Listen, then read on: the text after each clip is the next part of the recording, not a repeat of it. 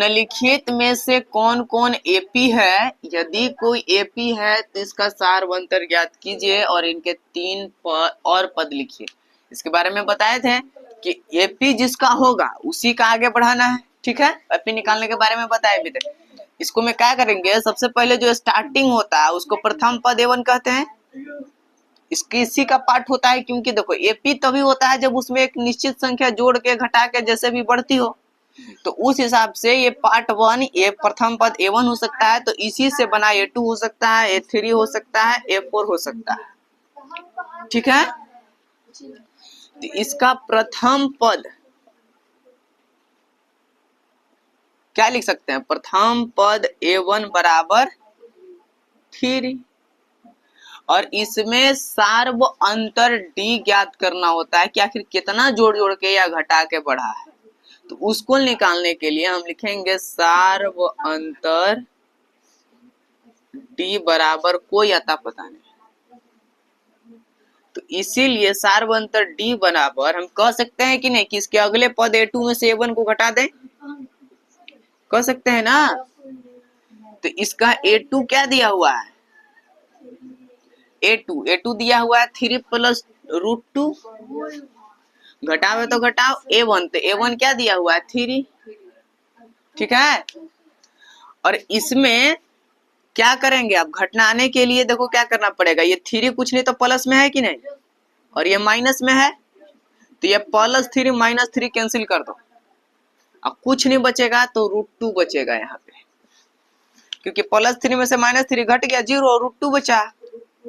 अब इसमें D2 इसी का डिफरेंस, अगला डिफरेंस निकालेंगे तो इसके अगले पद में से इसका माइनस कर देंगे, यानी A3 घटाओ A2। अब A3 कितना है? 3 + 2 √2, और इसमें से घटा देंगे 3 + √2। उस हिसाब से ये भी देखो कुछ नहीं तो प्लस में 3 है, ये माइनस में 3 है, कैंसिल। 2 √2 और कुछ नहीं तो यहाँ 1 √2 नहीं कह सकते हैं, तो 2 √2 में से 1 √2 खत्म हो जाएगा, तो क्या बचेगा? खाली √2, 1 √2 नहीं बचेगा। देखो यहाँ पे यही बचा कि 2 √2, अब ये प्लस में नहीं बल्कि इसका एक स्टेप जाने तो तब ठीक लगेगा। A3 3 + 2 √2 घटा देंगे 3 + √2 को। देखो 3 + 2 √2 में कोई चेंजिंग नहीं होगा, लेकिन ये -3 रहेगा, माइनस प्लस मिलके ये -√2 बन जाएगा। अब +3 -3 हो जाएगा और 2 √2, और इसको घटा देंगे √2 को, तो 2 √2 में से कुछ नहीं तो 1 √2 चल जाएगा, तो क्या बचेगा? घटा दो, 1 √2 बचेगा। तो यहाँ भी √2 यहाँ भी √2, डिफरेंस तो सेम है, सार्वंतर समान है। ठीक है, तो हम यहाँ पे लिख सकते हैं कि सार्व अंतर D समान है। ठीक है, अतः यह एपी है। सार्वंतर D जब समान है तो हम कह सकते हैं कि एपी है, और जब एपी है तो इसके 3 और पद, अगले पद के बारे में बताना होता है, और सार्वंतर D बराबर अब ये निकाले हैं, सार्व अंतर D बराबर √2। एक आंसर के रूप में ये कह सकते हैं। इसका अगले पद के लिए, जैसे पिछला क्वेश्चन को बना के हमने आंसर लिखा था वैसे इसको भी लिखेंगे। अगले पद के लिए क्या करते हैं, देखो ये A4 है, हमको A5 निकालना है। आपको जब सार्वंतर D पता है कि √2 है, देखो यहाँ 3 में कोई √2 नहीं था, लेकिन यहाँ पे √2 जुड़ गया। अब यहाँ पे 1 √2 तो यहाँ 2 √2 बन गया, यहाँ 3 √2 बन गया। ये √2 हमेशा संख्या जोड़ के बढ़ा है। उस हिसाब से जब हम कह सकते हैं बाबू कि A2 निकालने के लिए A1 में √2 जोड़ के बढ़ा, अगर उसी टाइप से A3 निकालने के लिए A2 में √2 जोड़ के बढ़ा, A4 निकालने के लिए A3 में √2 जोड़ के जब बढ़ सकता है, तो क्या A4 ये क्या A5 निकालने के लिए A4 में √2 जोड़ के हम A5 नहीं निकाल सकते हैं? और A6 भी अगर निकालना हो इसका अगला पद, ये A5 जो भी आएगा उसमें भी √2 बढ़ा देंगे। यहाँ भी इसका अगला पद भी निकालना हो A7 भी, क्योंकि 3 गो पद नया निकालना तो 1 2 3 ही निकालेंगे A7, तो A6 में जो भी आएगा इसमें भी √2 जोड़ के A7 निकालेंगे।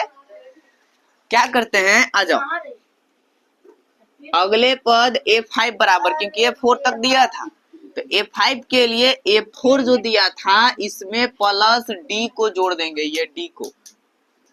तो क्या हो सकता है, A4 दिया हुआ है ना 3 + 3√2, और ये D कितना दिया हुआ है, √2 का डिफरेंस है, कॉमन डिफरेंस है।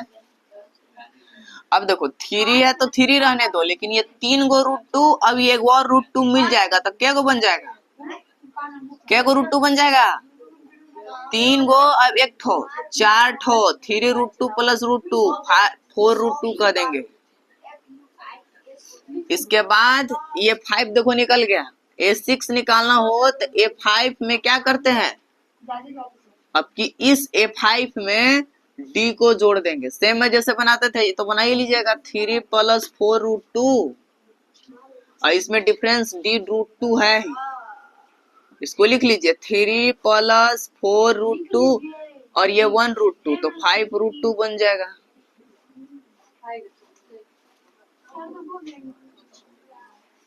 और A7 अगर निकालना हो, A7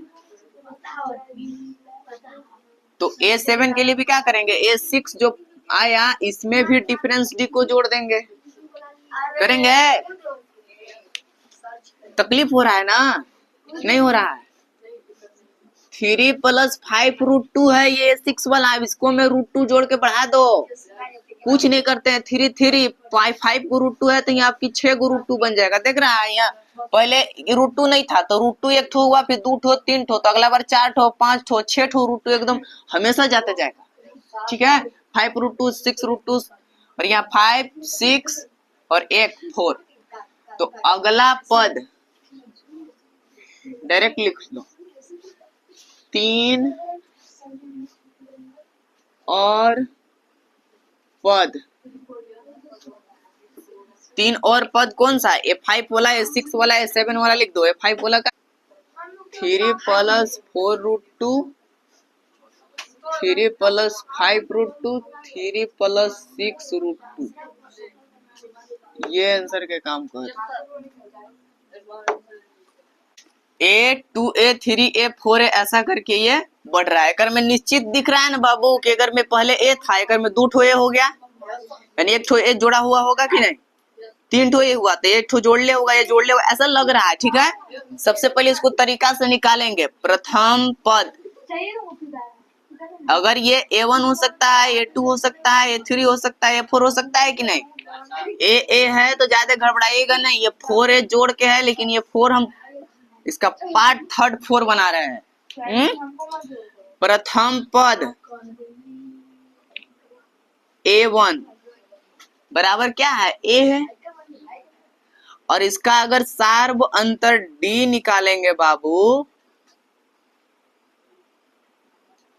सार्व अंतर D, तो सार्व अंतर D बराबर कुछ आता पता नहीं है, इसलिए सार्व अंतर D निकालने के लिए क्या करते हैं, इसके दूसरे पद में से पहले पद को घटा देते हैं, A2 - A1, A2 कितना दिया हुआ है 2A, इसमें घटा दो A1 को, A 2A में से 1 A चलिए जाएगा तो क्या फर्क बचेगा, 1 नहीं बचेगा, D1 हो गया D2, A3 इसके अगले पद में से फिर दूसरे पद को, तीसरा में से दूसरा माइनस कर दो, A3 घटाओ A2, A3 क्या दिया है 3A, और घटाव में कर देंगे A2, ये 2A हो जाएगा, और 3A 3 गो A है 2A है, तो 3A में से 2A चल जाएगा, तो यहाँ भी ये बचेगा, सारा मतलब डिफरेंस सेम दिख रहा है कि नहीं, कि ये A जोड़ के ही बढ़ा है, उस हिसाब से हम कह देंगे कि सार्वंतर समान है,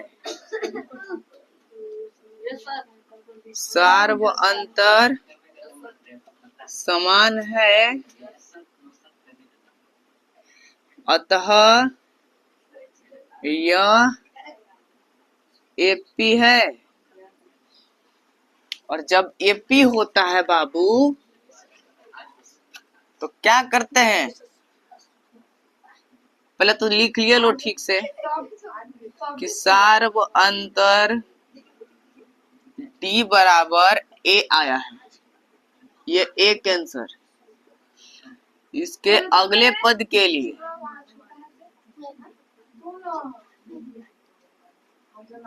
इसका अगला पद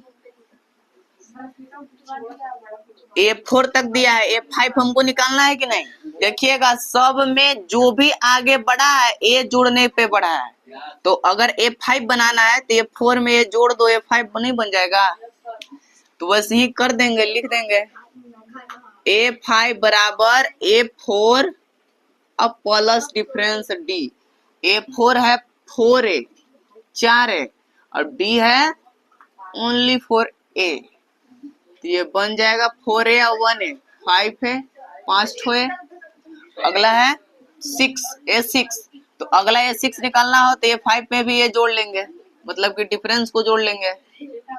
तो A5 plus difference D, A5 कितना है, A5 देखो अभी निकाले हैं 5A, अब प्लस डिफरेंस, तो डिफरेंस तो कुछ दिख रहा है A है, तो A लिख दिए हैं। 5A प्लस A क्या हो जाएगा 6A, A7 इसके नेक्स्ट पद निकालो, A7 बराबर क्या लिखेंगे बताओ तो नहीं।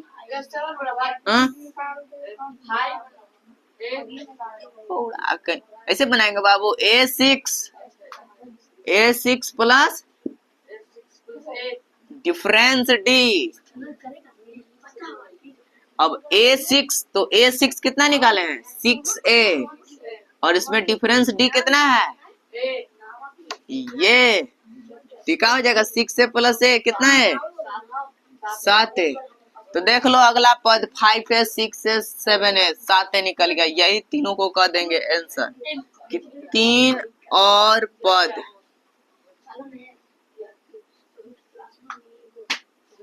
कौन कौन 5A 6A 7A, ये आंसर हो जाएगा।